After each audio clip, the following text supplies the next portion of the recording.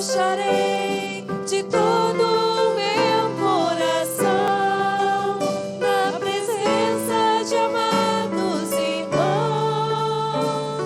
Recebe a minha canção de amor, oferta suave de um adorador, oferta suave de um adorador, oferta suave de um adorador.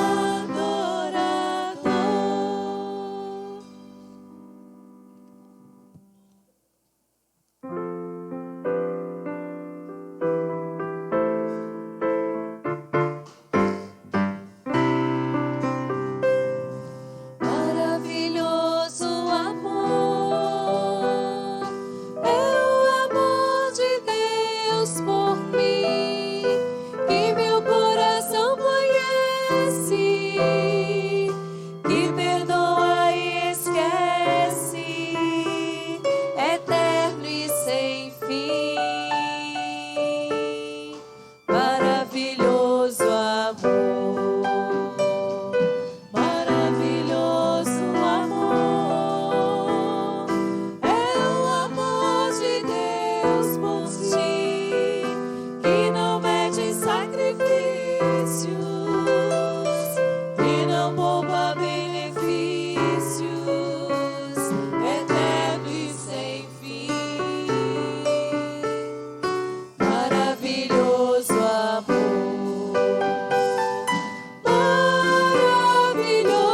maravilhoso, maravilhoso,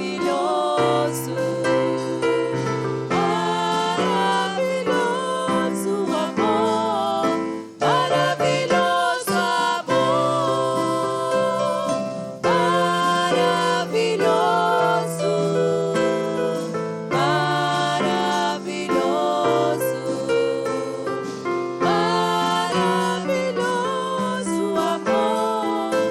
maravilhoso, maravilhoso amor, maravilhoso amor, maravilhoso amor, é o amor de Deus por nós, que nos olha como santos e nos recebe como somos, eterno e sem fim. Maravilhoso amor, maravilhoso, maravilhoso, maravilhoso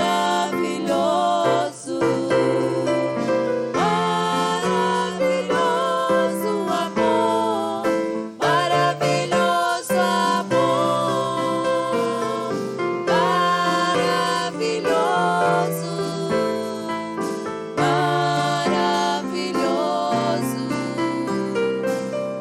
maravilhoso amor, maravilhoso amor,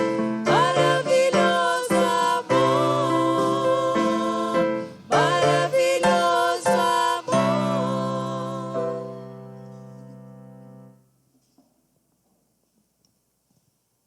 Pedir aos irmãos que abram suas Bíblias na Epístola do Apóstolo Paulo aos Gálatas, no capítulo 3, vou ler os versos de 1 a 11, e os irmãos acompanhem atentamente. Algumas palavras podem divergir, porque eu vou ler na versão revista e atualizada. Gálatas 3, de 1 a 11. Diz assim a bendita palavra do Senhor. Ó Gálatas insensatos, quem vos fascinou a vós outros, ante cujos olhos foi Cristo Jesus exposto como crucificado? Quero apenas saber isto de vós. Recebeste o Espírito pelas obras da lei ou pela pregação da fé? Sois assim insensatos, que tendo começado no Espírito, estejais agora vos aperfeiçoando na carne. Terá sido em vão que tantas coisas sofrestes? Se na verdade foram em vão, aquele, pois, que vos concede o Espírito e que opera milagres entre vós, porventura o faz pelas obras da lei ou pela pregação da fé? É o caso de Abraão, que creu em Deus, e isso lhe foi imputado para a justiça. Sabei, pois, que os da fé é que são filhos de Abraão. Ora, tendo a Escritura previsto que Deus justificaria pela fé os gentios, pré-anunciou o Evangelho a Abraão: em ti serão abençoados todos os povos, de modo que os da fé são abençoados com o crente Abraão. Todos quantos, pois, são das obras da lei, estão debaixo de maldição, porque está escrito: maldito todo aquele que não permanece em todas as coisas escritas no livro da lei para praticá-las. E é evidente que pela lei ninguém é justificado diante de Deus, porque o justo viverá pela fé. Amém.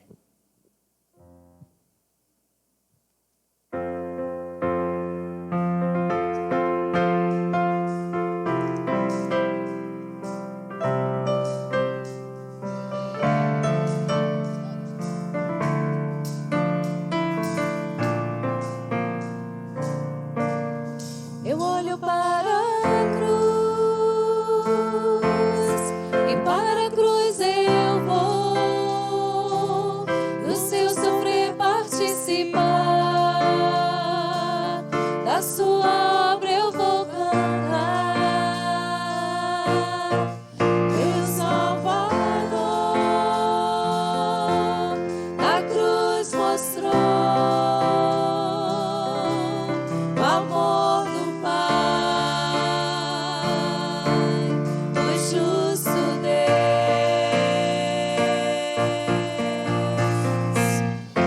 Pela cruz me chamou, gentilmente me atraiu e eu, sem palavras, me aproximo, quebrantado por seu amor.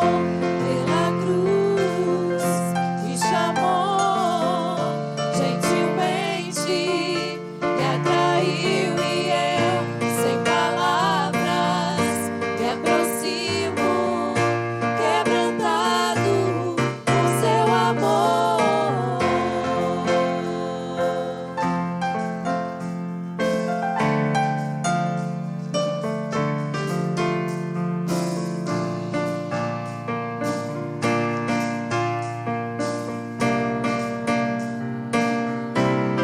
Imerecida vida, de graça recebi, por sua cruz, da morte me livrou, trouxe minha vida. Eu estava condenado, mas agora pela cruz eu fui reconciliado. Pela cruz me chamou, gentilmente me atraiu e eu, sem palavras, me aproximo, quebrantado por seu amor. Pela cruz me chamou, gentilmente me atraiu e eu, sem palavras, me aproximo, quebrantado por seu amor.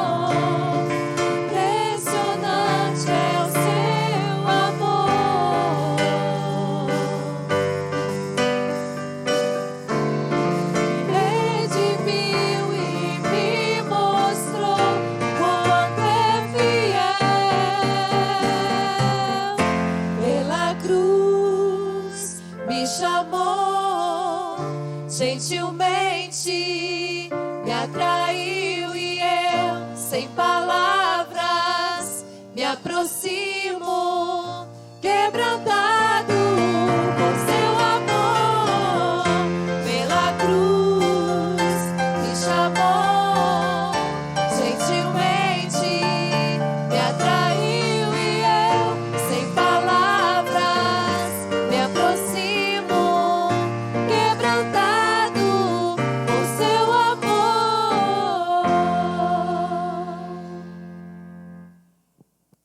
Algumas palavras podem ter divergido, mas graças a Deus não o sentido da palavra, a verdadeira palavra que Deus nos dá através do seu Espírito. Vamos orar. Nosso Deus e nosso Pai Todo-Poderoso, louvado, exaltado, glorificado em nossas vidas seja o nome do Senhor. Ó Pai, louvamos-te pelo dia que o Senhor acrescenta às nossas vidas. Louvamos-te por este momento ímpar, quando estamos reunidos com irmãos, todos filhos do Senhor, para louvar e bendizer o teu nome, através dos cânticos, da leitura da tua palavra e da pregação que vamos ouvir, ato contínuo. Ó Deus, eu te sou grato, porque um dia, há 501 anos, tu levantaste irmãos para revolucionar a história da igreja, para trazer de volta aquilo que sempre foi o desejo do Senhor, a tua palavra na mão, na mente e no coração do teu povo. Louvado seja o Senhor. E eu te agradeço pessoalmente, porque um dia o Senhor abriu o meu entendimento, os meus olhos, para o entendimento do genuíno Evangelho, a começar por esta que é a principal doutrina, a justificação pela fé. Durou algum tempo, Senhor, lutando, mas graças a Deus ela está hoje consolidada. E eu te agradeço por isso. E quero também agradecer a presença do pastor Daniel, com sua esposa, com sua filha entre nós, para ser um instrumento como foi ontem à noite, nesta manhã e hoje à noite, um instrumento vivo em tuas mãos, para, através da pregação dele, nós sermos acrescentados aquilo que sempre é acrescentado pelo Senhor, através dessa bendita palavra. Quero pedir por aqueles que ainda lutam por entender esta doutrina, que o Senhor opere um milagre aqui hoje, e as dúvidas possam ser dissipadas. Usa o teu servo com poder e muita graça para edificar a tua igreja e, da vontade do Senhor, salvar vidas aqui, hoje pela manhã e hoje à noite, quando estaremos nos reunindo mais uma vez. Muito obrigado pela existência dessa igreja, muito obrigado pela vida de cada irmão, de cada irmã, pelo pastor Davi, sua família, pelos pastores que fazem parte da membresia desta igreja, por cada irmão, pelas crianças, juniores, adolescentes, jovens, adultos, idosos, todos, Senhor, sejam cada dia mais edificados e estejamos sempre em comunhão uns com os outros. Muito obrigado, Senhor, por esta hora de culto. Receba, continue recebendo o culto que viemos prestar ao Senhor. Um culto de louvor, de gratidão dos nossos corações, de adoração de cada um de nós, pelo Senhor, por tudo que Tu és, por tudo que fizeste, está fazendo, ainda fará na vida de cada um de nós. Nós oramos confiados no precioso, no poderoso nome de Jesus, o Teu Filho amado, nosso bendito e amado Salvador e Senhor de nossas vidas. Amém. Podem sentar, irmãos. Momento de dedicação, entrega dos dízimos, das ofertas, e as crianças podem vir para a gente estar orando por elas.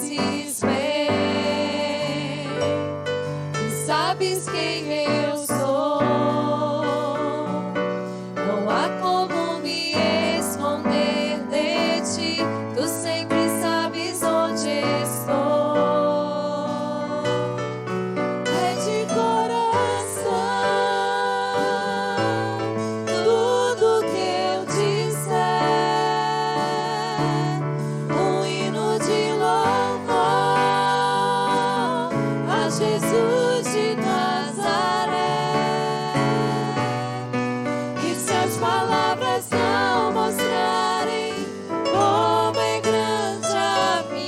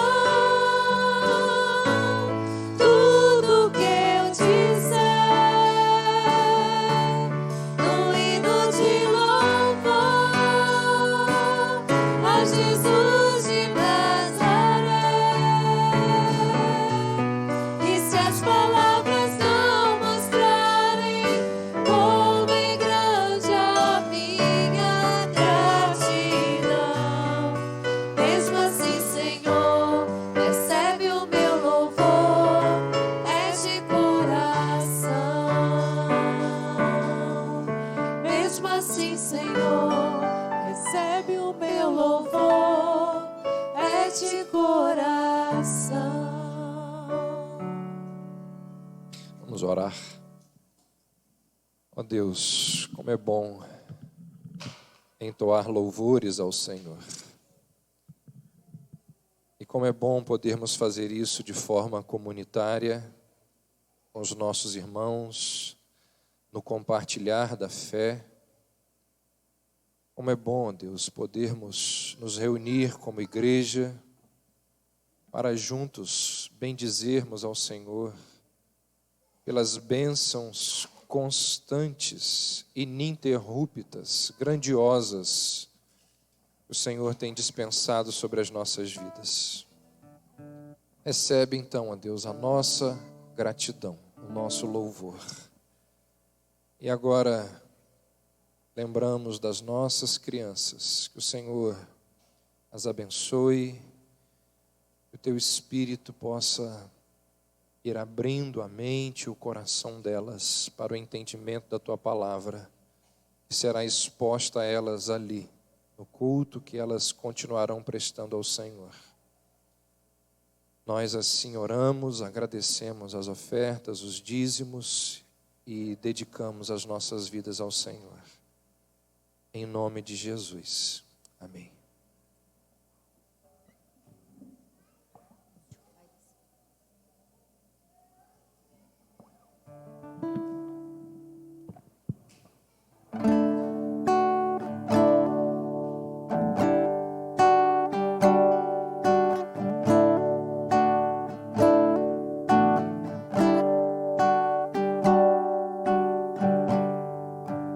Ele não tinha qualquer beleza ou majestade para nos atrair.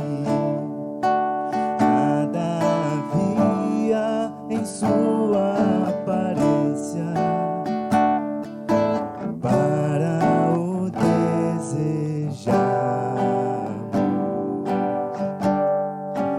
mas rejeitado dentre os homens, ainda assim carregou nossas dores. O seu castigo nos traz paz e a esperança não se esvai.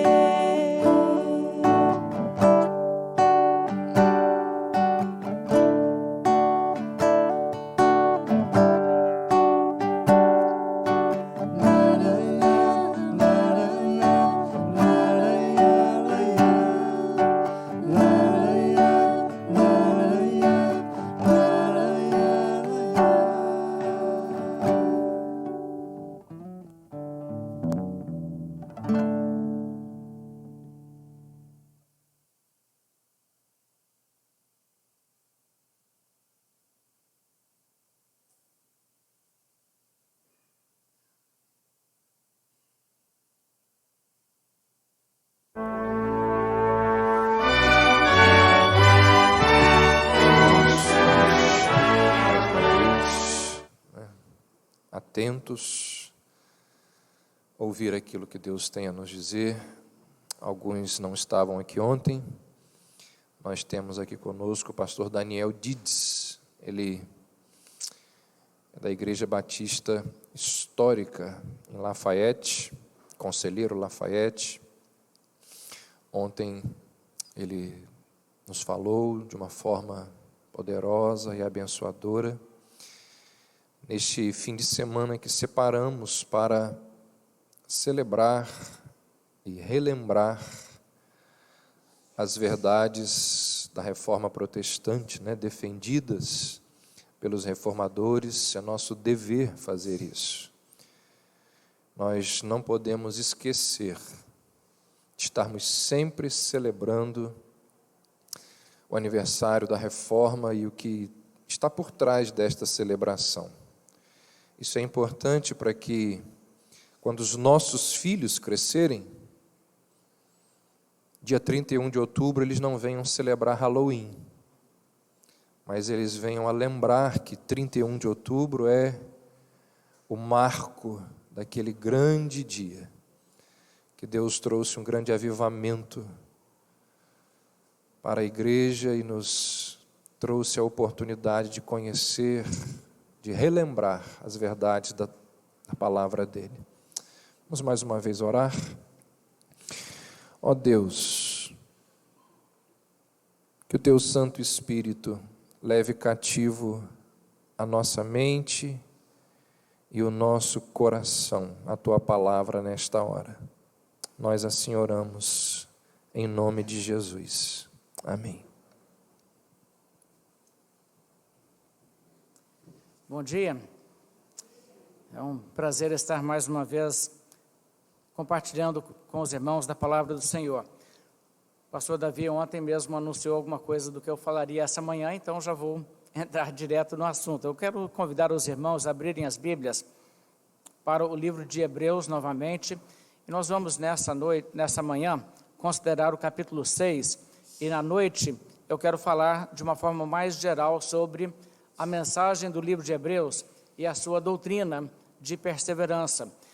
Antes de poder fazer isso à noite, eu quero hoje de manhã tratar do assunto do capítulo 6 de Hebreus, que é um assunto, vamos dizer assim, o trecho mais difícil realmente neste livro, independentemente da sua perspectiva teológica. Não é como se é o texto mais difícil para alguns de uma certa persuasão, para outros não é difícil. Não, é um texto difícil em qualquer perspectiva, e nós precisamos de ter alguma compreensão do que ele fala, para entender então de uma forma melhor o livro todo de Hebreus. Mas eu quero então ler capítulo 6 de Hebreus, a partir do verso 1, e nós vamos ler até o final do verso 12. E diz assim a palavra inspirada de Deus: Por isso, pondo de parte os princípios elementares da doutrina de Cristo, deixemo-nos levar para o que é perfeito, não lançando de novo a base do arrependimento de obras mortas e da fé em Deus e o ensino de batismos, a imposição de mãos, da ressurreição dos mortos e do juízo eterno.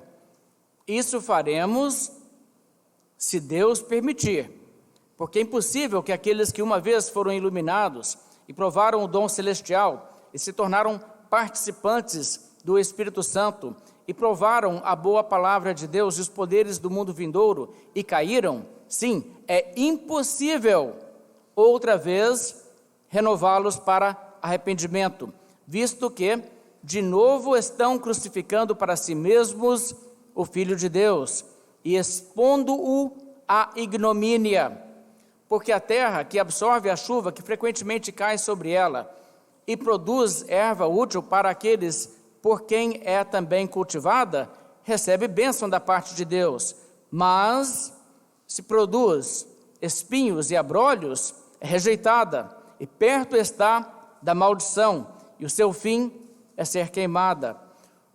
Quanto a vós outros, todavia, ó amados, estamos persuadidos das coisas que são melhores e pertencentes à salvação, ainda que falamos desta maneira.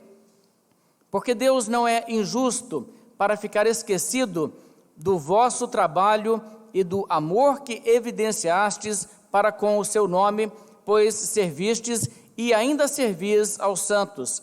Desejamos, porém, continue cada um de vós mostrando até o fim a mesma diligência para a plena certeza da esperança, para que não vos torneis indolentes, mas imitadores daqueles que, pela fé e pela longanimidade, herdam as promessas. Essa passagem fala sobre a impossibilidade de perdão para certas pessoas. Alguém já fez alguma coisa com você que você não perdoou e que você nunca perdoaria? Existem pessoas que têm exatamente essa realidade. Elas não perdoam certas pessoas e não perdoam mesmo, por nada. E Deus, será que Deus é assim? Será que existe algo que Deus nunca perdoaria? Sabe, antes de você correr e dizer, não, Deus não, que isso? Deus nunca faria isso. Conforme Jesus, existe sim. Existe pecado que não tem perdão. Então, você não precisa ter essa perspectiva que diz, não, certamente, não existe absolutamente nada que Deus nunca perdoaria. Na verdade, existe um pecado pelo qual não há perdão. O próprio arrependimento é impedido por Deus. E é sobre isso que esse texto aqui fala. O livro de Hebreus é escrito em um período em que a igreja está passando por perseguição. E a carta é aos hebreus, propriamente. Hebreus são aqueles que são judeus, são as pessoas que se converteram ao cristianismo, tendo vindo propriamente do judaísmo. Eram pessoas que faziam parte da comunidade de Israel, aguardando a vinda do Messias. Quando Jesus veio, essas pessoas se identificaram com a igreja, entraram para dentro da igreja, e agora, na perseguição, veja o que passa pela cabeça de algumas dessas pessoas. A igreja está sendo perseguida. O cristianismo, o Império Romano agora é contra o cristianismo. Agora, dentro do nosso contexto, o judaísmo tem uma situação privilegiada. O judaísmo é uma religião lícita. Se eu voltar para a sinagoga, se eu me desassociar do cristianismo e de Jesus, e estiver num contexto de sinagoga judaica e judaísmo, olha que situação favorável. Eu posso continuar adorando o Deus da Bíblia, o Deus do Velho Testamento, o Deus de Abraão, de Isaac e Jacó, e eu posso ter ali o culto de Deus e ter um relacionamento com Deus e escapar da perseguição que é voltada propriamente aos cristãos. Eles não vão mexer comigo se eu não me associar com o cristianismo. E nessa perspectiva seria uma tentação para pessoas se desassociarem de Cristo para tentarem se livrar dos perigos da perseguição. Então, nesse contexto, o livro de Hebreus chega e ele tem um tratado teológico muito intenso para mostrar que não existe possibilidade, uma vez que Jesus veio, de servir a Deus separadamente de servir a Jesus Cristo, de reconhecer que Cristo é o cumprimento do Velho Testamento, Ele é o Messias prometido. Se hoje você tentar servir a Deus nos moldes da velha aliança e do Velho Testamento, você estará tão longe de Deus quanto qualquer pagão numa religião que nada tem a ver com Deus da Bíblia. É necessário que você então seja leal a Cristo e ao nome de Cristo. Então isso na verdade não é uma opção, sair da igreja e ir para a sinagoga ou voltar ao judaísmo. E o texto de Hebreus, na verdade, ensina que perseverar em Cristo e na profissão de fé cristã, apesar das dificuldades, é a única opção. Abandonar a Cristo é, na verdade, um caminho de perdição eterna. É isso que o livro ensina. Agora, o que é interessante é que o texto que nós aqui estamos olhando está inserido no meio da epístola. No capítulo 5, o autor de Hebreus está fazendo uma defesa da superioridade de Cristo, detalhando a maneira em que Jesus Cristo atende todos os requisitos para ser o nosso sumo sacerdote, que ele não é da ordem levítica, ele é, na verdade, um sacerdote que tem um sacerdócio imutável segundo a ordem de Melquisedeque. E então ele faz menção de que Isso envolve assuntos complexos, difíceis de entender, que ele gostaria de prosseguir e explicar mais essas coisas, mas ele hesita e diz o seguinte, que antes de poder aprofundar nesse assunto, ele tem um receio. Ele tem um receio em relação aos seus leitores, que talvez eles teriam dificuldade de entender e de acompanhar esse assunto. E por quê? Ele diz no final do capítulo 5, os versos 11 a 14, dado o tempo decorrido, desde que vocês já estão aprendendo sobre Cristo, vocês deveriam estar, na verdade, tão mais adiantados no seu entendimento, que nem precisariam ser ensinados sobre essas coisas. Então, ele diz, no capítulo 6, ele chega e começa a dizer o seguinte, deixando, portanto, essas coisas de lado, os princípios elementares da doutrina de Cristo, e ele cita alguns exemplos, ele diz, então, vamos prosseguir e vamos para frente.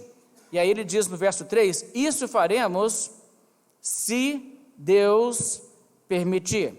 Ora, isso é uma introdução muito interessante para o que ele vai dizer a partir do verso 4. Veja só, o que ele está dizendo essencialmente a essa altura é o seguinte,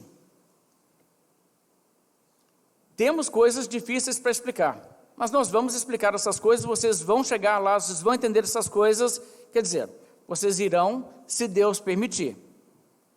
E então ele abre esse parêntese e dá a entender o seguinte, pode ser que Deus não permita, pode ser que já não seja possível no seu caso. E por quê? Veja o que ele diz no verso 4, porque é impossível que aqueles que, e ele cita uma série de privilégios, tiveram privilégios tais e tais e tais, é impossível que essas pessoas que tiveram tudo isso e caíram, sejam renovados para arrependimento. Se for esse o caso, já era, não tem como. Não tem perdão, não tem salvação para essa pessoa. É basicamente isso que ele está dizendo aqui. Deixe-me fazer uma observação, eu uso a edição revista e atualizada da Bíblia, talvez a sua seja diferente. No verso 4, onde diz, é impossível, pois, na revista atualizada, na verdade não é a melhor tradução, conforme outras também usam, por exemplo, a corrigida. Se você usa a edição corrigida ou algumas outras, você vai ver que, na verdade, elas colocam de uma forma diferente. Em vez de dizer, é impossível, pois, elas dizem, por que é impossível? Ou, pois é impossível, que seria, na verdade, uma tradução mais precisa para transmitir a ideia do texto grego a essa altura. A ideia é que é isso que vem a seguir, que explica a sua colocação no verso 3. E isso faremos se Deus permitir. Se Deus permitir, por quê? Porque é impossível para tais e tais pessoas se arrependerem. Essa que é realmente a forma da construção, o sentido dessas palavras. Agora, é fácil de entender nessa passagem que o texto aponta uma realidade que envolve uma rua sem saída, uma ida sem volta. A pessoa entrar numa situação da qual ela nunca poderá voltar e ser salva. O capítulo 12, os versos 16 e 17 de Hebreus, eu gostaria que você abrisse lá e lesse. Você encontra essa mesma realidade sendo reforçada. Eu quero trazer isso para mostrar como, no contexto maior da epístola, isso é realmente contemplado. Veja Hebreus 12, o verso 16. Nem haja algum impuro ou profano como Esaú, o qual, por um repasto, vendeu o seu direito de primogenitura, pois sabeis também que, posteriormente, querendo herdar a bênção, foi rejeitado, pois não achou lugar para arrependimento, embora com lágrimas o tivesse buscado. Está vendo aqui a ilustração? O que o autor de Hebreus está fazendo é o seguinte, ele está dizendo, olha, não venha a se entrar numa situação como essa. Não venha fazer uma bobagem do tipo como Esaú fez. Mais tarde, Esaú entendeu o que ele fez, ele queria reverter a situação, com lágrimas ele queria fazer alguma coisa, mas já era tarde, não tinha como fazer mais nada. E ele então usa isso como ilustração do aviso que ele está dando. Então é disso que estamos tratando aqui. O que então essa passagem está dizendo? Na verdade, essa é uma passagem polêmica. Durante toda a história da igreja, ela foi uma das passagens mais polêmicas da Escritura. dar um pouquinho de história aqui para entender o contexto. Houve uma controvérsia, chamada a controvérsia novaciana, nos primeiros séculos da igreja. O que aconteceu naquele período antigo foi o seguinte: na perseguição que o Império Romano trouxe sobre a igreja, havia pessoas que, uma vez entraram para a igreja, foram batizados, se tornaram membros propriamente da igreja cristã, diante da perseguição apostataram, abandonaram a fé. E quando a onda de perseguição vigente passava, essas pessoas se tornavam e queriam voltar para a igreja. E o que você faz com pessoas assim? Bem, na realidade, quando pessoas afastam da igreja por causa da perseguição, isso denuncia que existe uma deficiência muito séria na experiência espiritual dessas pessoas. Mas elas podem ser readmitidas? Em geral, as igrejas entendiam que sim. As igrejas, então, entendiam, olha, você agiu errado, mas vamos, então, te receber de volta. E a compreensão poderia ser no sentido seguinte: pode ser que você nunca realmente foi salvo, mas se você agora quer entrar para a igreja, nós te recebemos e você pode ser admitido como membro da igreja, sim. Nós queremos que você seja uma pessoa fiel e salva. Agora, havia um homem chamado Novato que acreditava que não. Essas pessoas não poderiam retornar para a igreja. Essas pessoas não tinham possibilidade de perdão, porque elas haviam sido iluminadas e caíram. E ele usava esse texto. E a compreensão dele é interessante, ele faz uma interpretação com um certo anacronismo. No segundo século cristão, passou a se chamar o batismo de iluminação. As pessoas que eram batizadas na igreja diziam então, essa pessoa foi iluminada, ela já recebeu o batismo. Isso não era verdade no período do primeiro século, quando Hebreus foi escrito. Então você vê que se você interpretar foram iluminados desta forma, você não está interpretando da maneira que seria interpretado quando o livro foi escrito. Mas no período em que eles estavam discutindo essa passagem, havia essa forma de se expressar. Então a posição desse homem e de seus seguidores foi a posição seguinte: se a pessoa uma vez entrou para a igreja e foi batizada e a abandonou, nunca mais ela pode voltar, não pode ser readmitida, não importa quanto ela queira. Fecha-se a porta para essas pessoas. Por exemplo, o comentarista fala o seguinte: mas em casos de ofensas escandalosas e flagrantes, tais como assassinato, adultério ou idolatria, quem deles fosse culpado nunca seria readmitido à comunhão em muitas igrejas. O maior e mais importante teste era no que diz respeito aos que, por medo da morte, cediam às pressões dos pagãos de participarem de adoração idólatra em tempos de perseguição. Está vendo? Você vai adorar o César e viver, ou você recusa adorar o César por causa do seu Jesus e nós te matamos? A escolha é sua. E a pessoa diz: tá bom, eu faço o sacrifício para o César. Daí passa aquele momento de perseguição intensa, e a pessoa chega na igreja dizendo: gente, eu estou tão arrependido, vocês me aceitam de volta? Algumas pessoas diziam: não, de jeito nenhum, já era para você, meu amigo, já era. Você cometeu o pecado de Hebreus 6. A maioria das igrejas naquela época entenderam que essa interpretação estava errada, que isso não era o sentido de Hebreus 6. Mas como isso se tornou uma coisa tão forte entre algumas igrejas, teve até mesmo igrejas que entendiam: olha, é melhor sacrificar o livro de Hebreus e descartá-lo e não aceitá-lo como parte da Bíblia, do que deixar que as pessoas façam esse tipo de coisa aí. Sabe, existem muitas passagens na Bíblia que mostram que pessoas cometem erros graves e depois se arrependem e são restaurados. Existem exemplos assim. Você encontra, por exemplo, Pedro, que negou a Cristo sob pressão, você vê Pedro restaurado. Você encontra, por exemplo, em 1 Coríntios, um homem que estava vivendo uma situação de imoralidade tal, que nem entre os gentios era comum. E o que acontece? Esse homem, a segunda epístola aos Coríntios indica, foi restaurado para a igreja. Então o que você tem é bastante base bíblica para dizer que pessoas que tiveram uma queda notória, moral, ou até mesmo tiveram um momento de fraqueza em que negaram a Cristo, que essas pessoas podem sim ser readmitidas na igreja. O que você faz então com Hebreus 6? Se é isso que Hebreus 6 quer dizer, então ele está em desarmonia com o resto da Bíblia, e você não vai dizer, então, isso aqui é a palavra de Deus, porque contradiz a palavra de Deus. Agora também você pode fazer o seguinte, você pode olhar para Hebreus 6 com mais cuidado e dizer, mas espera aí, Hebreus 6 diz mesmo isso aí que esses homens estão dizendo? E você então dirá, na verdade, Hebreus 6 não dá base para essa posição dessas pessoas. E uma vez que você entende isso, você não precisa escolher entre Hebreus e o resto da Escritura, as coisas se harmonizam. O puritano John Owen, por exemplo, faz a seguinte declaração, ele diz, infelizmente, isso geralmente sucede com homens que pensam encontrar prova para alguma opinião ou persuasão peculiar em uma única passagem das Escrituras, recusando trazer sua interpretação à analogia da fé, onde poderiam enxergar a maneira em que ela é contrária a todo o desígnio e corrente da palavra. Isso é bem interessante, sabe? Quando você vê claramente que o ensino bíblico é uma coisa, e aí você vê um texto na Bíblia que parece dizer uma coisa diferente, confere se é isso mesmo que quer dizer o texto.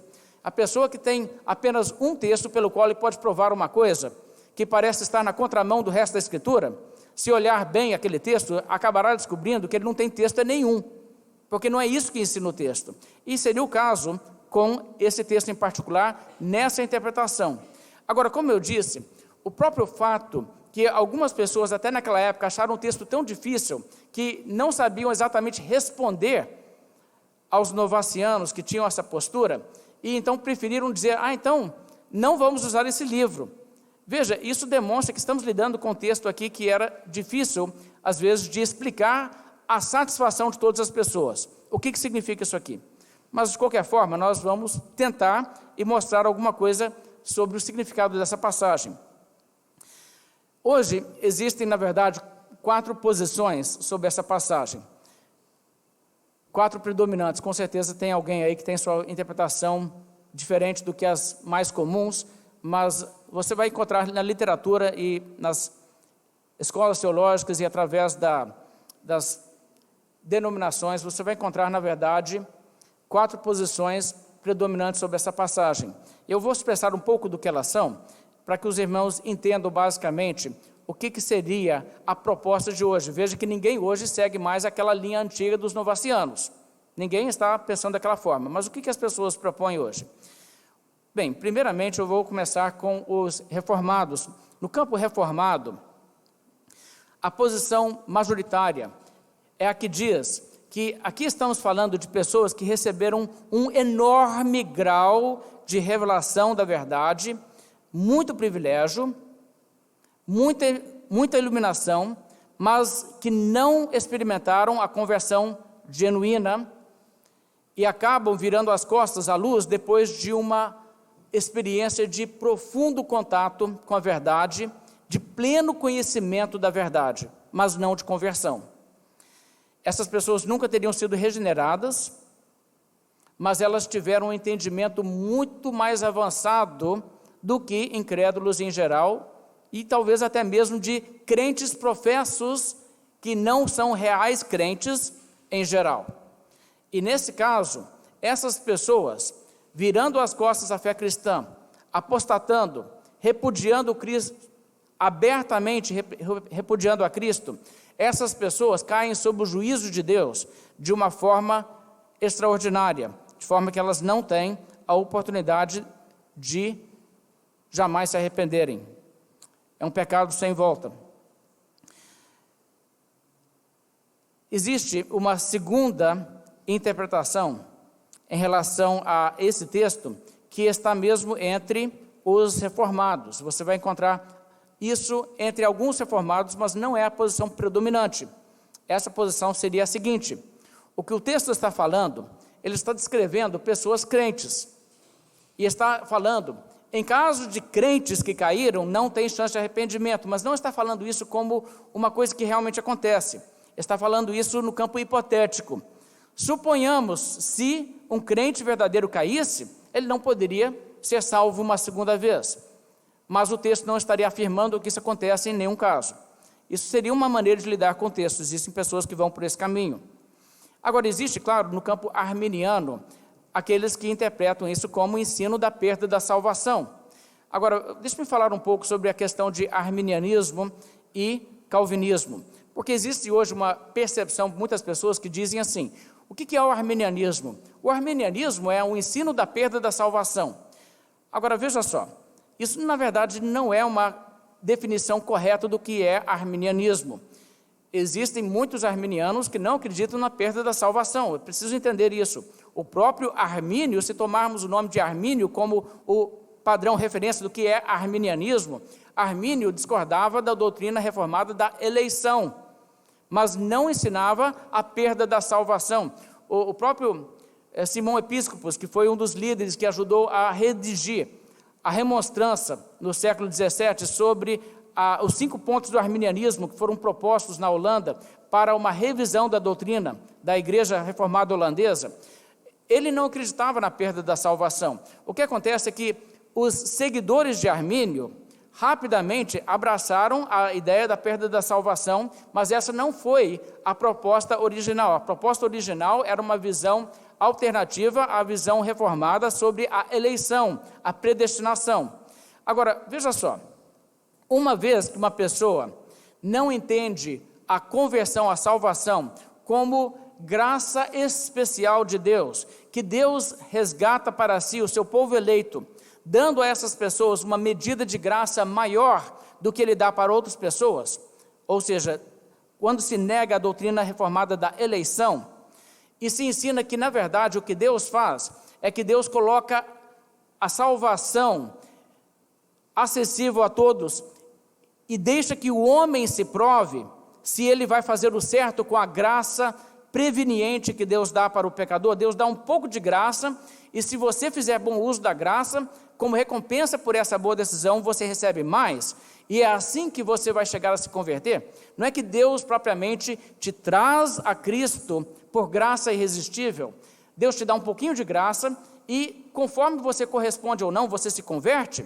Uma vez que essa é a visão que você adota sobre a conversão, que é a visão arminiana, o que acontece em seguida é que existe uma tendência muito grande para você perceber a continuidade da salvação, como também sendo uma coisa que pode acontecer ou não. Veja, o pecador está lá na incredulidade.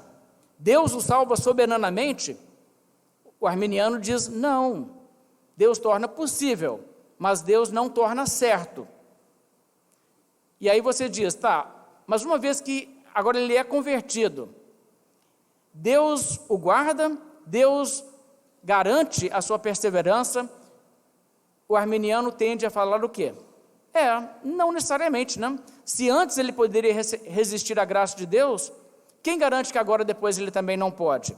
Então, o que o arminiano acaba acreditando é o seguinte: mesmo regenerado, mesmo transformado em uma nova criatura e justificado, não existe uma garantia de que aquela pessoa agora irá perseverar em santificação até o fim. Não existe. E agora o que você faz com essa pessoa? O que você faz é o seguinte: arminianos vão em 2 caminhos. O caminho tradicional dos arminianos é dizer, e quando isso se dá, quando se dá o fato de uma pessoa se converter e depois se rebelar contra Cristo e voltar atrás, essa pessoa volta a ser perdida. Essa é a visão de muitos arminianos.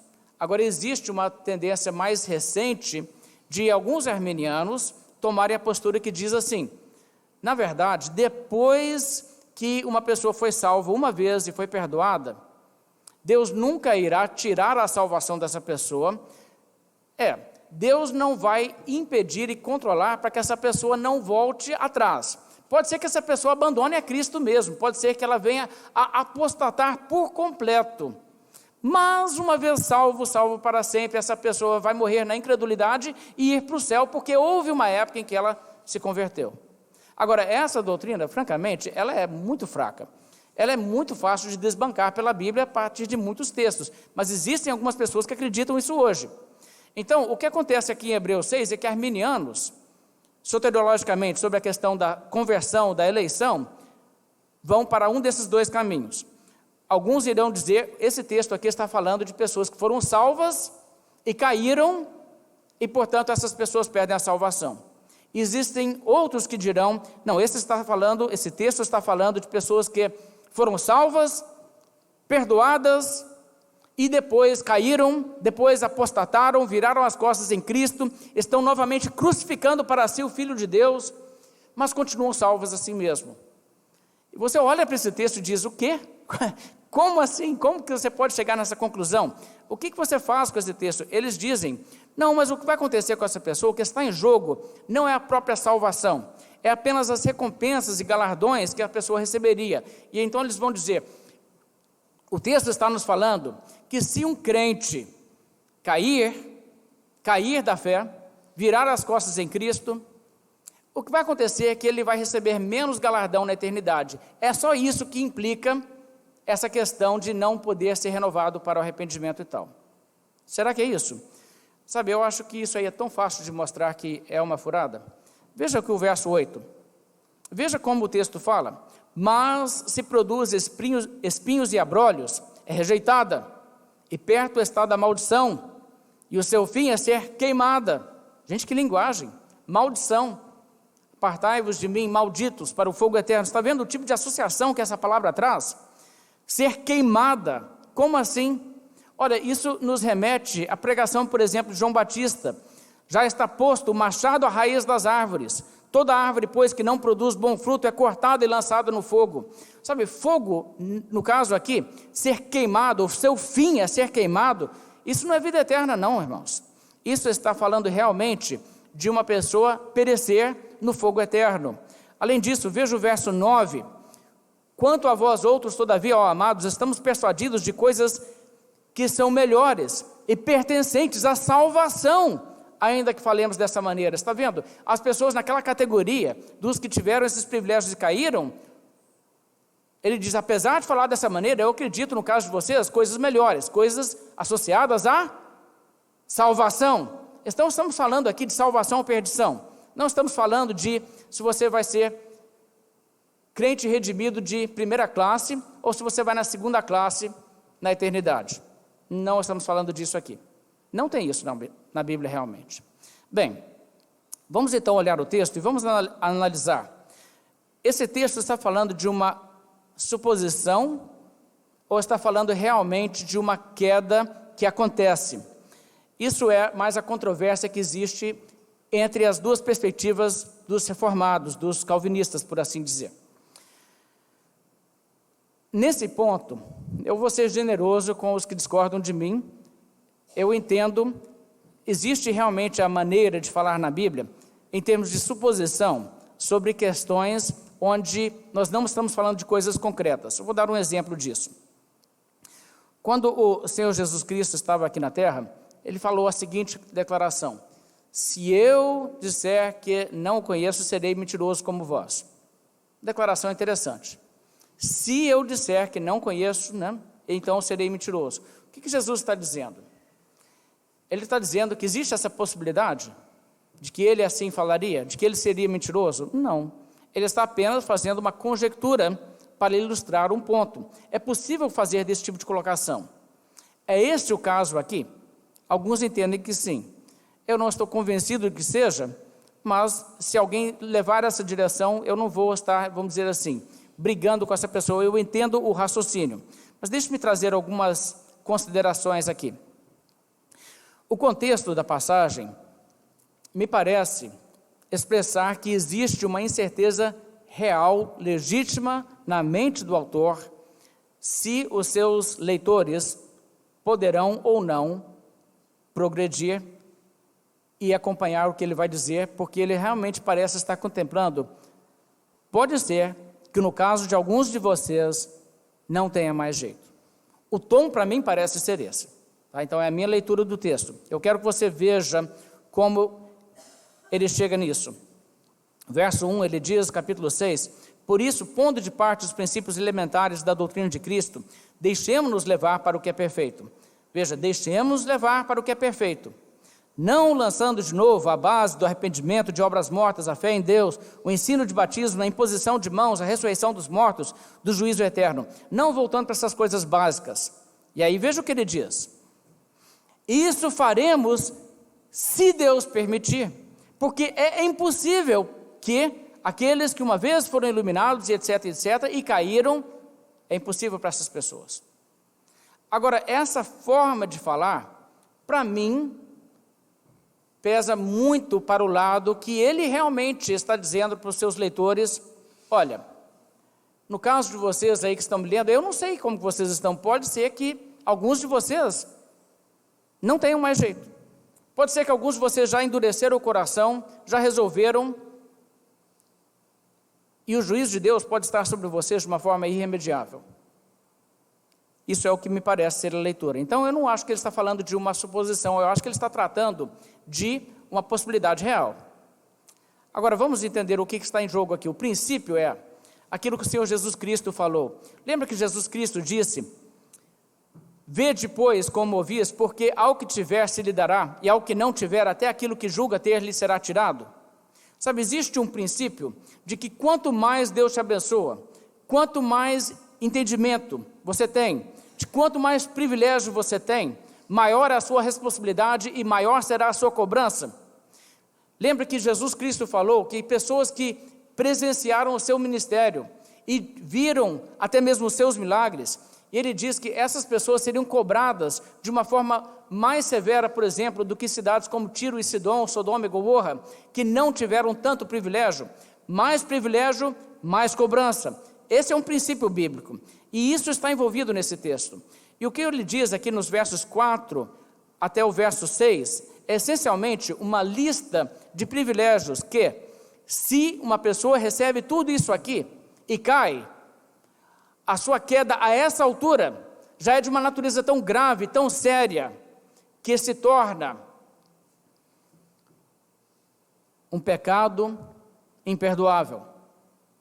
Agora, isso é uma coisa de grande seriedade, porque se o que o texto está aqui dizendo não é na natureza de uma hipótese, mas é no sentido de que isso realmente acontece com pessoas, o que o texto está dizendo é que é possível haver uma pessoa que não está no inferno, ela está viva no planeta hoje, mas que a condição dela de pecador irremediavelmente condenado já é tão certa e absoluta e garantida quanto se ela já estivesse no inferno e não teria como nunca sair dessa condição. Isso é uma condição muito séria. E se o texto está falando que isso realmente pode acontecer, o texto então está falando, você não deve nunca brincar com as coisas de Deus e nunca brincar com a verdade. Se Deus traz uma verdade ao seu entendimento, você deve corresponder com essa verdade e levar as suas implicações a sério na sua vida. Você não deve dizer assim, não, eu sei que a Bíblia diz que é assim, mas não vai dar não, porque vai ser difícil, ou se eu levar isso a sério, vai implicar nisso e nisso, e a minha família e a sociedade, e... Está vendo? Porque quando você vai por esse caminho, o que você sabe se torna motivo do seu juízo. E se o seu entendimento chega a um grau de responsabilidade tal como aqui descrito, e aí você vira as costas e você nega a Cristo, e você crucifica a Cristo novamente, o que acontece? Então, nesse caso, para você, é impossível. Bem, vamos olhar o texto. A descrição aqui é de crentes verdadeiros ou é de pessoas que não chegam a ser realmente crentes verdadeiros? Na verdade, isso é uma grande parte da controvérsia. A posição predominante entre as pessoas da fé reformada é que aqui nós estamos escrevendo pessoas que chegaram perto de conversão, mas que não tiveram conversão real. Isso é o sentido? Qual é o sentido aqui? Olha, eu queria fazer um prefácio a essa consideração, dizendo o seguinte: se o texto está falando de crentes, Eu não entendo que uma lista tão grande assim seria necessária. Seria muito simples chegar e dizer o seguinte: seria impossível para aqueles que foram justificados e caíram ser restaurados. Ou poderia usar outro termo: aqueles que foram regenerados e caíram, ou aqueles que foram perdoados e caíram. Quer dizer, há uma série de termos técnicos para salvos na Bíblia, e nenhum deles aparece aqui. Nenhum deles. O que você encontra são expressões que você não encontra, na verdade, em nenhum outro lugar no Novo Testamento. E isso em si é interessante. Mas agora, por outro lado, eu quero que você perceba as implicações disso. Se aqui realmente é uma descrição de crentes, e eu não creio que seja, mas se for, então você terá então que adotar a seguinte postura: uma pessoa que uma vez foi salva e caiu, nunca mais pode ser perdoada. E isso é uma implicação que geralmente quem ensina a perda da salvação, a partir desse texto, não quer encarar. As pessoas não querem dizer para você: a pessoa que está salva pode cair, mas só pode cair uma vez, porque se ela cair, nunca mais existe perdão para essa pessoa. Mas se você entende dessa forma, você terá que levar a esse sentido o texto. Então eu digo para vocês o seguinte: se a interpretação arminiana de que isso aqui está falando de crentes, e que crentes podem cair, se essa for a interpretação correta, e eu não creio que seja, então ainda teríamos que dizer que mais de 90% dos arminianos estão interpretando esse texto errado. Porque os arminianos estão dizendo que uma pessoa pode cair e ser restaurada, e cair e ser restaurada, e tipicamente você encontra isso. Isso é, por exemplo, o que você encontra na visão de John Wesley, que defendia a possibilidade da perda da salvação, mas ele acreditava que uma pessoa poderia cair, mas havia sempre aquela questão de uma outra possibilidade de salvação. Sabe, então isso aí em si deve ser apresentado com clareza. Mas para defender que aqui estamos falando de crentes, as pessoas teriam que tomar essas declarações aqui e dizer: olha, o que aqui está dito só pode significar gente salva, gente crente mesmo. Não pode significar gente próxima do reino de Deus, gente que esteve dentro do reino de Deus. Será que é isso? Vamos ver. O texto primeiramente diz: é impossível para aqueles que foram uma vez iluminados. A palavra uma vez é uma palavra que indica de uma forma assim bem definitiva. Foram iluminados de uma forma bem iluminados. O que significa ser iluminado? Ser iluminado significa ser salvo? Não, não significa ser salvo. Ser iluminado significa ter os olhos abertos, receber luz para que você entenda questões. Então, é possível uma pessoa ser iluminada e não ser crente, não se converter? Sim. É claro que para se converter, isso faz parte. Sem que você seja iluminado, sem que você entenda o Evangelho, sem que você entenda quem é Jesus, você não irá se converter. Mas é possível receber iluminação e não se converter. Então, o primeiro ponto aqui, não prova conversão. O segundo, provaram o dom celestial. Isso aqui prova que a pessoa é salva? O que é o dom celestial? Bem, o texto, na verdade, não é taxativo, ele não define. O dom celestial na Bíblia poderia ser muitas coisas. Jesus é chamado do dom celestial. O perdão dos pecados, a salvação é um dom. A vida eterna é um dom. A verdade do Evangelho é um dom. Qual que é o sentido disso aqui? As pessoas provaram o dom celestial. Mesmo que você entenda que o dom celestial aqui seja a salvação, o que não tem como provar que seja, mas mesmo que você tome essa direção, olha o que acontece. Mesmo assim, você não poderá dizer que essa pessoa então foi salva. O que significa provar? Provar. Se for a salvação, se podemos substituir provaram o dom celestial por provaram a salvação, ainda assim você tem uma palavra aqui, provar, que é uma palavra que fica aquém de realmente ter posse da salvação necessariamente. A palavra provar frequentemente é usada com o sentido de sentir o sabor de uma coisa, como quem faz um teste para ver se irá engolir ou cuspir fora. E isso acontece na Bíblia. Você poderia, por exemplo, pegar o próprio modo em que Jesus Cristo falou em Mateus 27:34, quando as pessoas ofereceram a Jesus o vinho amargo, a Bíblia diz, provando-o, não o quis beber. Provando-o, a mesma palavra grega. Ele pôs na boca, sentiu o sabor, avaliou, cuspiu fora, não ingeriu. Então, quando a Bíblia fala, por exemplo, Jesus dizendo, eu sou o pão da vida que desceu do céu, se alguém dele comer, viverá eternamente. Jesus, poderíamos dizer assim, é o pão que Deus nos deu. Se a pessoa provar esse pão, ela é salva? Não, se provar, pode ser que ela coma ou não. Está vendo o sentido da palavra? Então, o que acontece? A essa altura, nós temos essa controvérsia, onde pessoas dizem, olha, mas se a pessoa provar, a pessoa então teve salvação. A pessoa experimentou salvação. Não necessariamente. Sabe, pessoas frequentemente apontam, por exemplo, Hebreus 2, verso 9, onde a Bíblia diz que Jesus provou a morte por todo homem. E eles dizem então, aí está vendo, Jesus provou a morte. Isso quer dizer que Jesus sentiu um gostinho da morte, mas não realmente ingeriu a coisa? Não, não significa. Mas veja, o que eu estou dizendo e o que eu quero deixar bem claro é que aqui em Hebreus 6, o ônus da prova de que essas pessoas são salvas repousa sobre quem diz que essas pessoas necessariamente foram salvas. E essa pessoa tem então que provar pelas palavras que aqui estão que não existe outro sentido possível senão o sentido que diz essas pessoas foram salvas.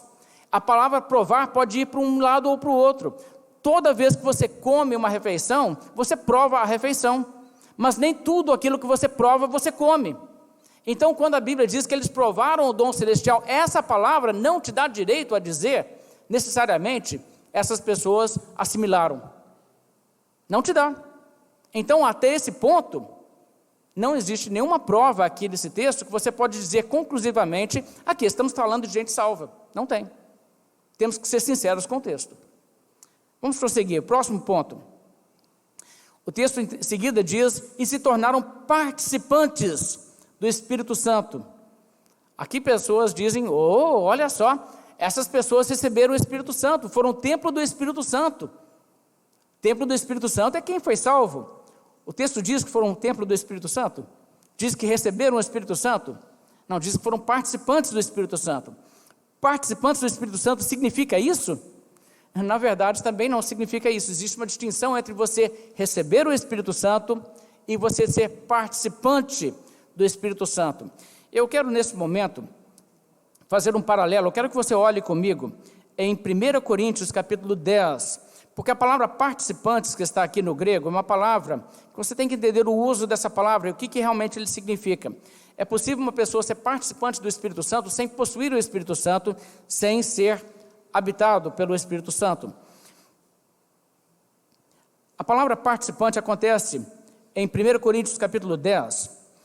Eu vou ler esse texto a partir do verso 18 até o verso 21.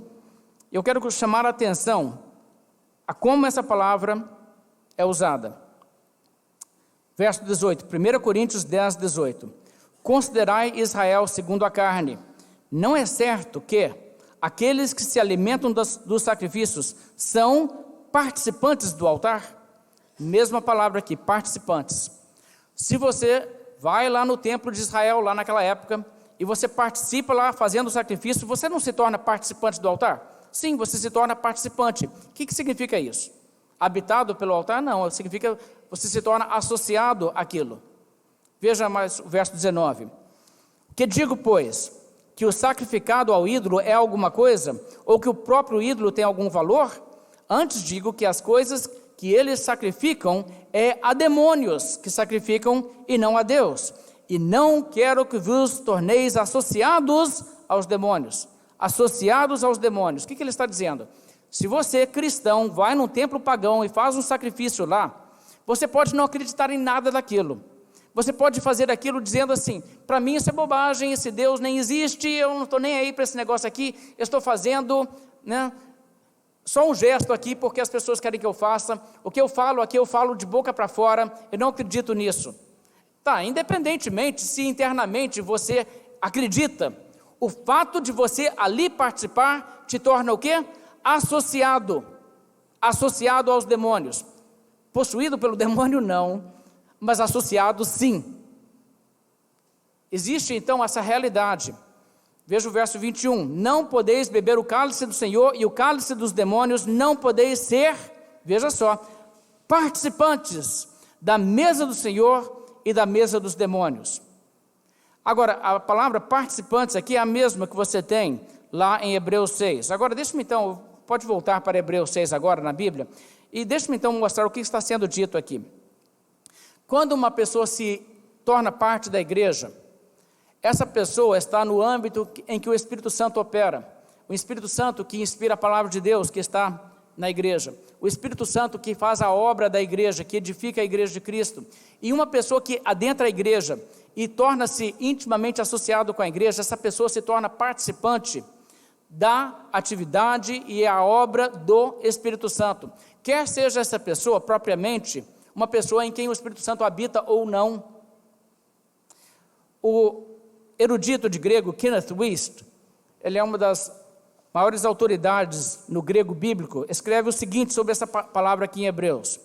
Aqueles hebreus descrentes haviam se tornado participantes ou associados do Espírito Santo pelo fato de terem voluntariamente cooperado com ele em receber sua obra pré-salvadora que os conduzia passo a passo em direção ao ato de fé no Messias.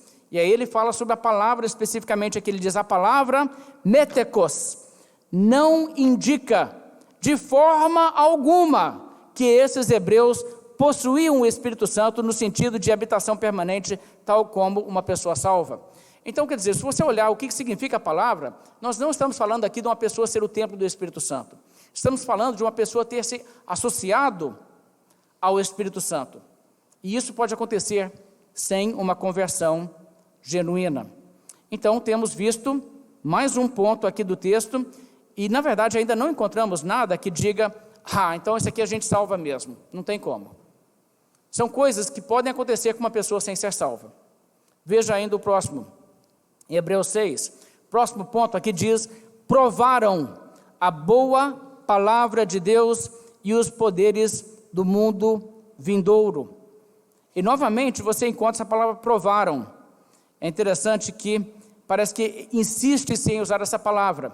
Não que eles tiveram uma real aceitação, mas sempre fazendo essa experiência com essas coisas. Eles vieram e provaram a palavra de Deus, provaram os poderes do mundo vindouro, essa operação do Espírito de Deus, que é aquele poder do mundo vindouro. Eles tiveram então essa associação. Eu quero ler as palavras de John Owen, o puritano, novamente. Ele diz, é dito que provaram a palavra, do mesmo modo como provaram o dom celestial. O escritor dessa epístola insiste nessa palavra de propósito, para mostrar que esses apóstatas não eram aqueles que realmente receberam, se alimentaram e viveram de Jesus Cristo conforme lhes é oferecido no Evangelho. É como se dissesse, não falo daqueles que receberam e digeriram o alimento espiritual de suas almas, e assim o tornaram em nutrimento espiritual, mas falo daqueles que provaram a palavra de Deus de tal modo que deveriam tê-la desejado como leite sincero para seu crescimento espiritual, mas em vez disso, eles negligenciaram aquela boa palavra, recusaram-na como crianças desprezam o alimento que lhes é oferecido. Você já passou por isso, tentar dar uma coisa que faz bem para a sua criança? Coloca na boca, ela prova e ela cospe fora. Faz bem, você está tentando convencer a criança, mas a criança provou e diz, não, isso não é o sabor que eu quero na minha boca. É isso que essas pessoas fizeram. São as pessoas que ouviram, se associaram ao cristianismo, avaliaram de perto a pregação do Evangelho, compreenderam bem sua mensagem, viram tudo que poderia ver, entenderam tudo a ponto que, a essa altura, uma rejeição da parte dessas pessoas é indesculpável. Só que aí o que acontece? Eles viram as costas, eles saem e abandonam. Agora, o que você percebe é que esse texto não inclui nenhum dos termos técnicos do Novo Testamento para se referir aos santos. não diz que eles foram regenerados, redimidos, justificados, santificados, adotados, perdoados, selados, e existe uma série de palavras que o Novo Testamento poderia usar. Se quisesse dizer isso, era apenas jogar uma dessas e nem precisaria dar uma lista. Todo mundo saberia o significado. Mas o texto faz isso. Agora, por que então esse esforço de falar tanta coisa? Deixe-me passar aos irmãos o que eu creio ser o que está acontecendo aqui. Estamos falando de gente que não é crente, mas que teve uma enorme quantidade de bênçãos e privilégios para chegar a esse ponto, para que agora, a essa altura, depois de tudo isso, renegar a Cristo, tornar-se um pecado imperdoável. Seria isso. Agora, imagine o estrago que seria feito se você chegasse e falasse o seguinte: porque é impossível que aqueles que uma vez foram iluminados quanto ao Evangelho e caíram, ser restaurados. Imagine que loucura. As pessoas chegariam a dizer o seguinte: eu conheço alguém, nós pregamos o Evangelho para ele, ele entendeu tão bem o Evangelho que repetiu ele ainda para outra pessoa, e agora ele saiu da igreja, então isso aí não tem mais jeito. Já pensou o tanto de gente que a gente ia achar que estaria nessa lista? E sabe, na verdade, existem muitas pessoas que vêm, frequentam a igreja, se tornam até membros da igreja e não são crentes realmente, e com o tempo o que acontece? Essas pessoas abandonam, se afastam, mas elas não estão numa condição que você tem que dizer para elas, para você não tem mais jeito. Existe arrependimento para essas pessoas, porque, na verdade, não houve uma operação tão plena quanto aqui está sendo descrito. Por isso, o que ele tem que dizer é, olha, é uma pessoa, não é uma pessoa que tipo assim, meio que entendeu o Evangelho. É uma pessoa que teve tudo isso. Ela foi iluminada, ela provou o dom celestial, tornou-se participante do Espírito Santo, e ela provou a boa palavra de Deus, e os poderes do mundo vindouro, tudo isso ela teve, e só depois disso que ela caiu. Quer dizer, isso reduz o espectro a um grupo pequeno, muito pequeno de pessoas. Não é simplesmente qualquer pessoa para quem se pregou o Evangelho uma vez, ou quem frequentou a igreja por algum tempo, e realmente professou fé, que você diz, se ele agora caiu, então não tem mais jeito para essa pessoa. E existe aqui então um perigo, o grau de revelação que o não convertido precisa receber para tornar a sua rejeição a Cristo um ato imperdoável, é um grau muito avançado de privilégio. E se isso não for claramente exposto, então, na verdade, nós vamos começar a generalizar e dizer para muita gente, a porta está fechada para você, para quem, na verdade, a porta não está fechada. Agora, então, pensa o seguinte, você tratando com uma pessoa que frequentou a igreja um tempo, ouviu muitas vezes o Evangelho, talvez professou fé, talvez foi até batizado, se tornou parte da igreja e depois se desviou. E essa pessoa está no mundo há muito tempo, agora você vê claramente, gente, essa pessoa não é crente, essa pessoa não é salva, e ela vem para você e você conversa com ela, você vai dizer para ela assim, no seu caso não tem mais jeito, porque eu tenho certeza que tudo isso que está descrito aqui, você já teve? Você não tem condição de falar isso. Você tem condição de dizer o seguinte, olha, eu não sei o que se passou no seu coração, eu não sei qual grau de privilégio você teve.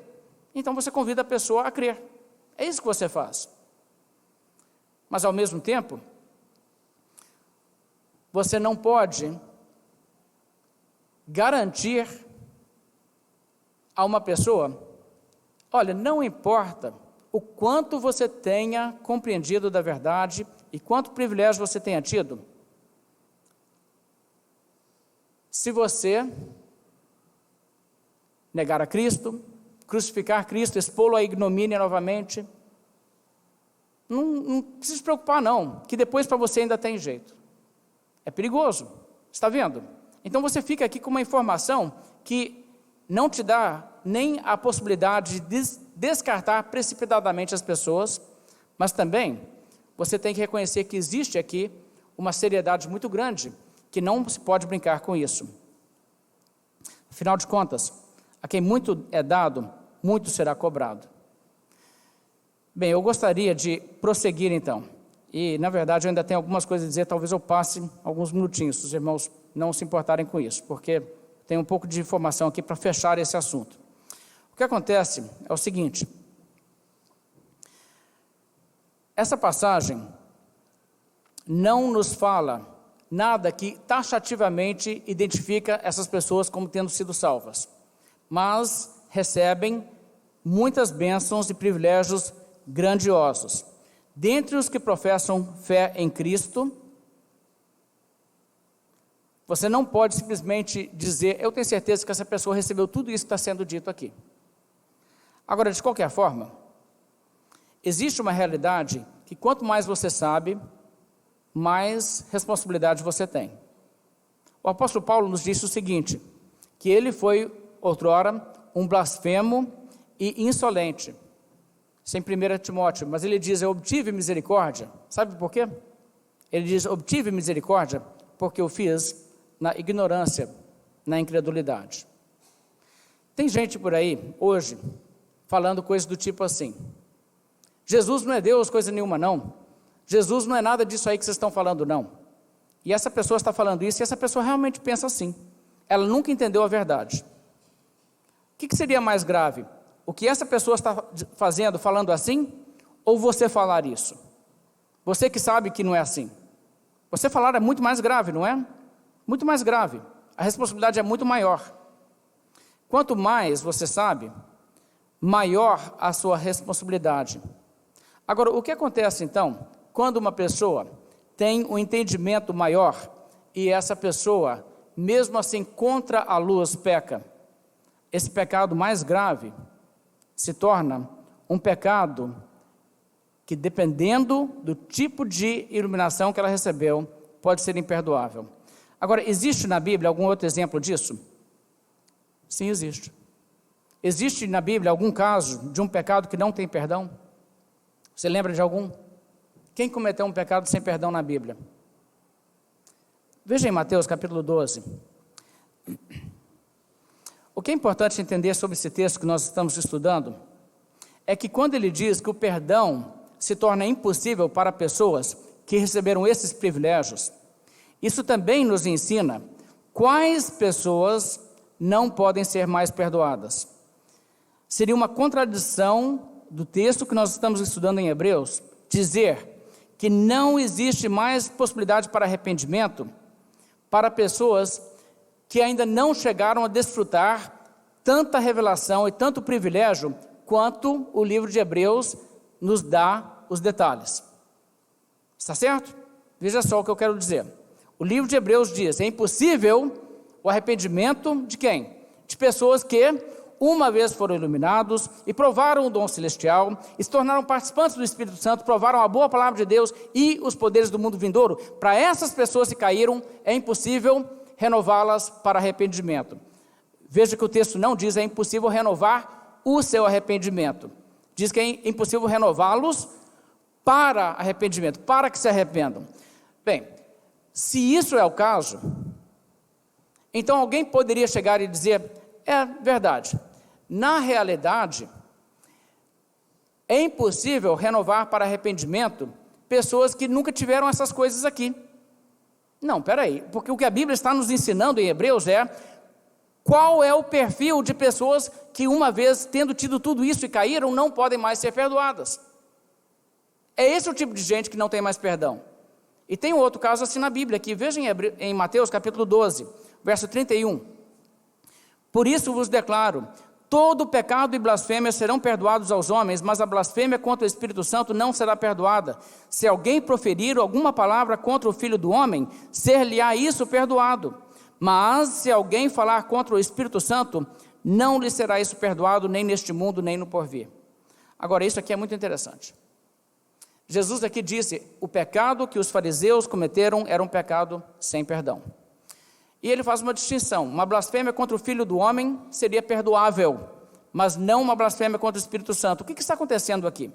Veja só, os fariseus sabiam quem Jesus era? Não, eles não sabiam. Eles não entendiam realmente e acreditavam. Jesus Cristo é o Filho de Deus, o Deus encarnado. Eles não sabiam isso. Então, uma vez que eles falassem, Jesus não é o Filho de Deus, não. Eles estariam blasfemando. Mas seria uma blasfêmia que eles poderiam cometer na ignorância, porque realmente não acreditavam isso. não estavam persuadidos disso, não tinham sido iluminados para compreender as implicações disso. Mas, por outro lado, o poder que operava em Jesus, o poder miraculoso, isso aí, pelo que eles sabiam, como conhecedores das Escrituras, eles eram capazes de falar assim como Nicodemos: ninguém pode fazer esses sinais que tu fazes se Deus não estiver com ele. Eles sabiam milagres como Jesus fazia, só o Espírito de Deus pode explicar. Então é claro que existe uma ligação. Se Jesus faz pelo Espírito de Deus, então ele é um profeta autêntico. Se ele é um profeta autêntico, o que ele fala sobre si mesmo tem que ser verdade. Mas veja, nessa questão de não entender quem Jesus era e não querer seguir esse raciocínio, para não chegar na conclusão de quem Jesus era, eles não queriam admitir que o poder operante em Jesus era o Espírito de Deus. E com isso, olha o que acontece: eles não admitem que o poder miraculoso em Jesus é do Espírito de Deus. E eles chamam então o Espírito Santo que opera os milagres de Jesus de quê? Beelzebu. Agora vamos lá. Eles achavam realmente que aquele era o poder de Beelzebu? Não. Isso eles sabiam que não era o caso. Eles podiam realmente achar que Jesus não era o Filho de Deus. Mas que aquele poder operando em Jesus fosse Beelzebu, eles sabiam muito bem que não era. E eles então estavam cometendo uma blasfêmia contra o entendimento, contra a luz, que era uma coisa muito, muito, muito mais grave. E Jesus então diz isso, que não tinha como. A versão de Marcos, veja só, a Bíblia fala o seguinte: aquele que blasfemar contra o Espírito Santo não tem perdão para sempre, visto que é réu de pecado eterno. A gravidade que isso que eles fizeram aqui era muito maior. Agora, eu quero que você entenda uma coisa: se esses homens aqui receberam então iluminação e participação com a obra do Espírito Santo a ponto de que, a essa altura, blasfemarem como eles fizeram, blasfemarem do Espírito Santo, se tornaram um pecado imperdoável, por força de lógica irresistível, esse é o mesmo pecado de Hebreus 6. Não tem como ser outra coisa, porque Jesus diz que todo pecado e blasfêmia serão perdoados aos filhos do homem, menos esse. Se só tem um pecado imperdoável, e se o pecado de Hebreus 6 é um pecado imperdoável, e esse aqui é um pecado imperdoável, então se só tem um é o mesmo.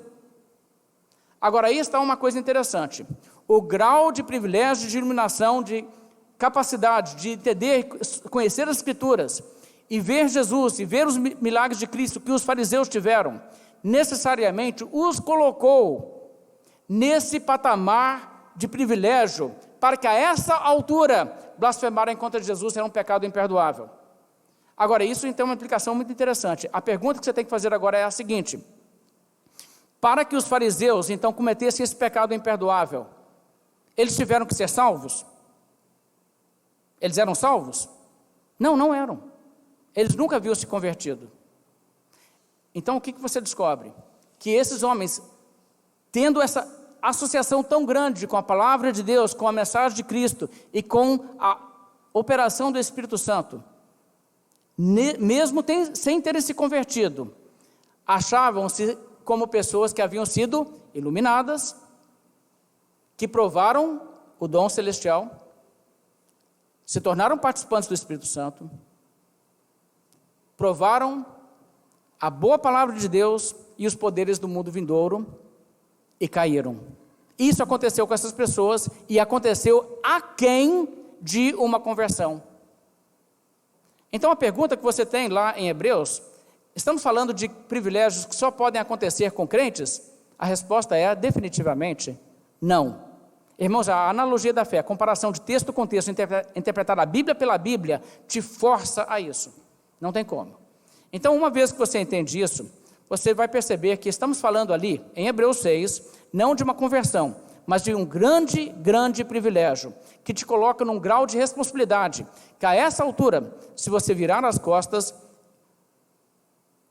você realmente se coloca numa condição imperdoável. Sabe por que os fariseus fizeram aquilo? Eles não suportavam a ideia de que eles estavam sendo desacreditados por Jesus e estavam perdendo seguidores para Jesus. Queriam ganhar a parada de todo jeito, então estavam dispostos a apelar para qualquer coisa. Seu interesse pessoal os levou a isso. O que seria o caso lá dos hebreus? Por causa da perseguição,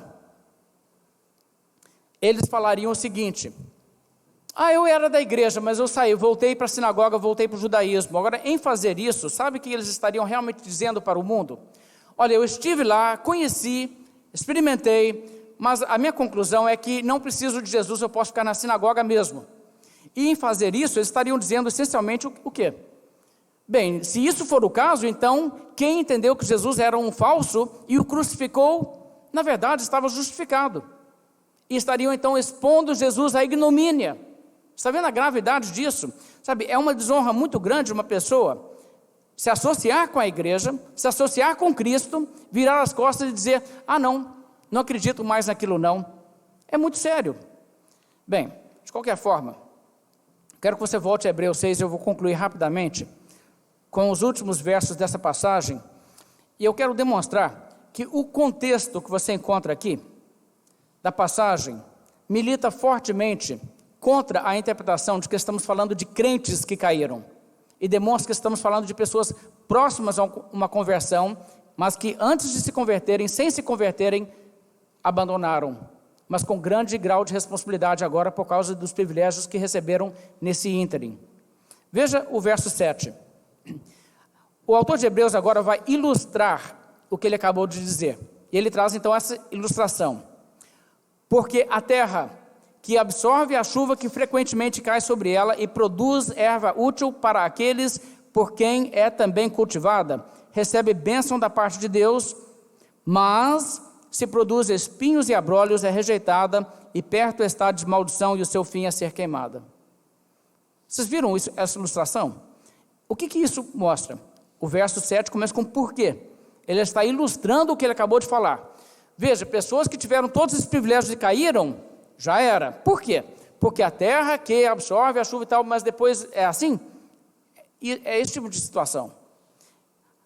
Veja o que ele não fala. Ele não fala de uma terra que por algum tempo produziu fruto e depois parou. Se fosse isso, irmão, seria essa a ilustração. Pense comigo. Veja só, se ele estivesse dizendo que é impossível uma pessoa que foi salva e caiu, receba perdão. Por quê? Porque uma terra que por um tempo produz bom fruto e depois para de produzir bom fruto, se torna uma terra amaldiçoada. Não, o que ele diz? A terra que absorve a chuva que frequentemente cai sobre ela e produz erva útil, essa sim recebe bênção. Mas, verso 8, se ao invés disso ela recebe a chuva, recebe todos os benefícios externos para que produza fruto, mas ao invés de produzir frutos, se ela produz espinhos e abrolhos, ela é rejeitada e perto está de maldição. Está vendo? O próprio modo que ele ilustra o que ele está dizendo reforça a ideia de que quando você recebe privilégios, você tem que corresponder, porque quem recebe privilégios e nunca corresponde, cai na maldição. E não quem recebe privilégios corresponde por um tempo e deixa de corresponder. E isso ainda se torna mais claro no verso seguinte, veja o verso 9. Quanto a vós outros, todavia, ó amados, estamos persuadidos das coisas que são melhores e pertencentes à salvação, ainda que falamos desta maneira. Agora, isso aí para mim é fechar com chave de ouro o assunto. Por que ele disse aqui? Olha, me entendam, leitores, apesar de estar falando nesse tom, apesar de estar falando assim com vocês, eu quero adiantar para vocês o seguinte: a minha compreensão, a minha persuasão, que eu não conheço o caso de cada um, mas eu estou persuadido que o caso de vocês não é esse, mas que no caso de vocês, na verdade, a situação é melhor. Veja só, estamos persuadidos das coisas que são melhores e pertencentes à salvação, ou conforme outra tradução, coisas que acompanham a salvação. O que ele acabou de dizer? Ele está dizendo o seguinte: eu estou persuadido que o caso de vocês não é que vocês receberam esses privilégios, mas que vocês, na verdade, experimentaram coisas melhores, as coisas pertencentes à salvação. Então, o que ele acabou de dizer? Aqueles outros privilégios todos não são necessariamente associados à salvação, são distintos. Então ele está dizendo: eu não acredito que o caso de vocês seja que vocês receberam todas essas coisas aí e caíram. Eu acredito que no caso de vocês é uma coisa diferente, que vocês tiveram realmente salvação. Eu entendo que vocês realmente são irmãos. Então esse modo de concluir o texto demonstra claramente que ele não está pensando em termos de pessoas que tiveram a salvação e caíram. Não existe, então, perda de salvação nenhuma. Existe grande privilégio que é negligenciado e que, então, a apostasia da fé professa se torna uma situação irremediável, porque o juízo de Deus cai sobre essa pessoa. Mas eu quero concluir dizendo o seguinte: talvez alguém leia isso aqui e diga, puxa, será que é o meu caso? Será que eu tive esses privilégios aí todos? E depois, sei lá, eu fiz de uma forma que não tem mais jeito para mim, será que não tem mais perdão? Se isso passa pela sua mente, reconheça o seguinte: o que a Bíblia está dizendo, que pessoas nessa condição, é impossível renová-las para arrependimento. Elas nunca se arrependerão. O que o autor de Hebreus está dizendo, olha, se tem algum leitor meu que está nessa condição, Deus não vai tocar o seu coração, Deus não permitirá que ele se arrependa, é um caso perdido. Se não for o caso, aqueles que são povo de Deus irão me acompanhar sim. Se fosse o seu caso, não tem mais jeito. Mas entenda que isso significa que, se for esse o caso de uma pessoa, essa pessoa não estará preocupada em se arrepender. Essa pessoa não estará desesperada dizendo, eu quero o perdão de Deus, seu Deus me perdoa. Você sabe, só tem um jeito de uma pessoa realmente se voltar a Cristo com arrependimento e dizer, Senhor Deus me perdoa, não importa o que eu tenha feito, mas me perdoa, me aceita. Só tem um jeito. Ninguém pode vir a Cristo se o Pai não o trouxer. Se existe em você um entendimento que eu preciso de Jesus, e eu quero Jesus e eu me arrependo do meu pecado, não precisa de haver em você também uma dúvida que diz, mas será que Deus ainda me aceita? Sabe, os fariseus cometeram esse pecado de blasfêmia do Espírito Santo. Você acha que os fariseus ouviram Jesus falar isso e ficaram para casa preocupados? Estavam totalmente indiferentes. Estavam entregues. Eles não viriam a se arrepender, não estariam preocupados. De modo que, se de fato existe em você esse desejo por Cristo, você tem que reconhecer que nisso aí Deus está abrindo a porta para você. Não é o seu caso. Vamos fazer uma oração, encerrando nessa mensagem dessa manhã. Senhor Deus, de fato, a passagem que lemos hoje nos adverte sobre a seriedade com que devemos receber os privilégios que o Senhor nos dá. Senhor Deus, nós sabemos que nós que aqui estamos reunidos nessa manhã, somos abençoados com grande entendimento e privilégio. Senhor Deus, não permita que sejamos nós, pessoas de duro coração, tardios de ouvir, a quem a mensagem é apenas ouvida sem ser recebida no coração. Não permita, ó Deus, que provemos para desprezar a mensagem do Senhor, mas que a recebamos de todo o coração. E, Senhor Deus, nos ensine que a graça do Senhor é que nos salva e que nos sustenta, para que possamos dar a Ti, Deus, toda a glória. Te pedimos em nome do Senhor Jesus. Amém.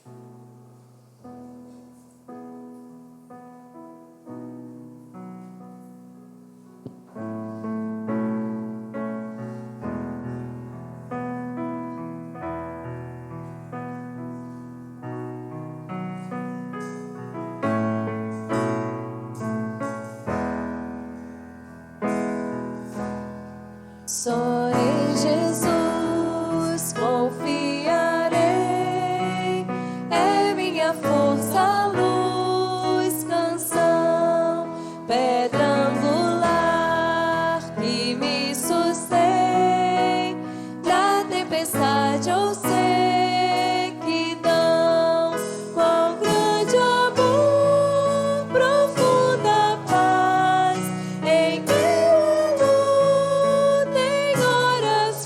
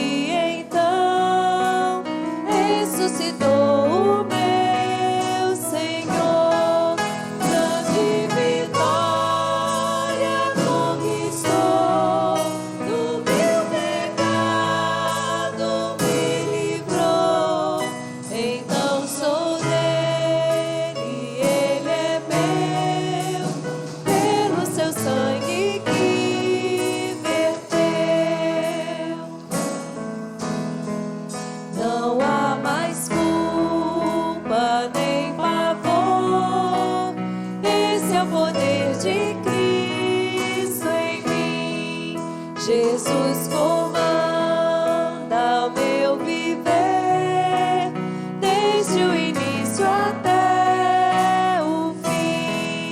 Nenhuma força poderá de sua mão me arrancar, até com ele me encontrar.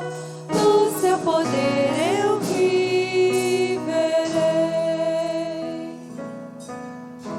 Vamos ficar em pé, vamos orar encerrando. Convidar o pastor Jonatas. Cá, pastor. Já esteve pregando aqui conosco, veio conhecer e se encontrar com o pastor Daniel. Pedir que ele ore encerrando e nos despedindo. À noite nós estaremos aqui às 19 horas.